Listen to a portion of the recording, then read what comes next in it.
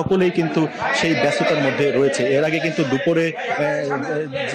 দুপুরে কিন্তু সংবাদ সম্মেলনের মাধ্যমে আমাদেরকে কিন্তু স্বাস্থ্য অধিদপ্তরের ডিজি জানিয়েছিলেন যে আগে যে অবস্থায় এখানে এসেছিলেন তামিম ইকবাল, তার থেকে কিন্তু এখন তিনি অনেকটাই সুস্থ, এবং যেহেতু তিনি এখন কিছুটা সুস্থ অনুভব করছেন, এই কারণেই কিন্তু তাকে এখান থেকে কিন্তু আরও উন্নত চিকিৎসার জন্য কিন্তু তাকে রাজধানীর যে এভার কেয়ার হসপিটাল রয়েছে সেখানে কিন্তু নেওয়া হবে। আপনি দেখতে পাচ্ছেন যে তামিম ইকবাল কিন্তু আসছে। আপনি দেখতে পাচ্ছেন যে হুইল চেয়ারে করে কিন্তু তামিম ইকবালকে নিয়ে আসা হচ্ছে।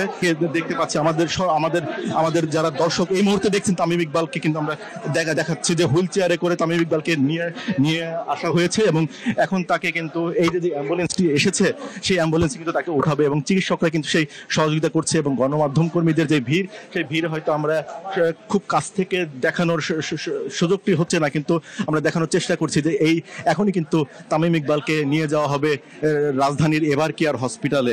দর্শক দেখছেন, এবং এই মাত্র কিন্তু যে অ্যাম্বুলেন্সটির দরজাটিও কিন্তু টেনে দেওয়া হলো, এবং এখান থেকে হয়তো তারা এখন এই মুহূর্তে রওনা হয়ে যাবেন। আমরা আরো কিছুক্ষণ আমাদের দর্শক যারা রয়েছেন তাদেরকে কিন্তু দেখাতে চাই যে এই যে গতকাল যে অবস্থায় এসেছিলেন সকলের প্রিয় তামিম ইকবাল, বাংলাদেশ ক্রিকেটের সাবেক অধিনায়ক, সেই অবস্থা থেকে কিন্তু এখন অনেকটাই উন্নতি কিন্তু তিনি লাভ করেছেন, এবং এই অবস্থাতে আজকে আরো উন্নত চিকিৎসার জন্য কিন্তু তাকে নিয়ে যাওয়া হচ্ছে রাজধানীর এভার কেয়ার হসপিটালে। সেই দৃশ্যটি আমরা সরাসরি দেখাচ্ছি আমাদের দর্শকদেরকে। আমরা একটু সামনের দৃশ্যটি আপনাদেরকে দেখাচ্ছি।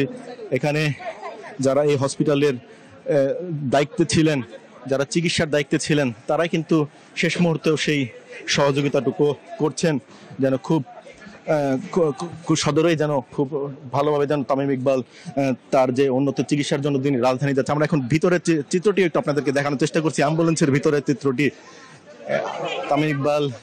তামিম ইকবালকে অ্যাম্বুলেন্সের ভিতরে উঠানো হয়েছে, এবং অ্যাম্বুলেন্সটি কিন্তু এখন এই অ্যাম্বুলেন্সের চাকাটিও ঘুরতে শুরু করেছে, রওনা হচ্ছেন রাজধানীর উদ্দেশ্যে, এবং এই যাত্রা আরো উন্নত চিকিৎসার জন্য।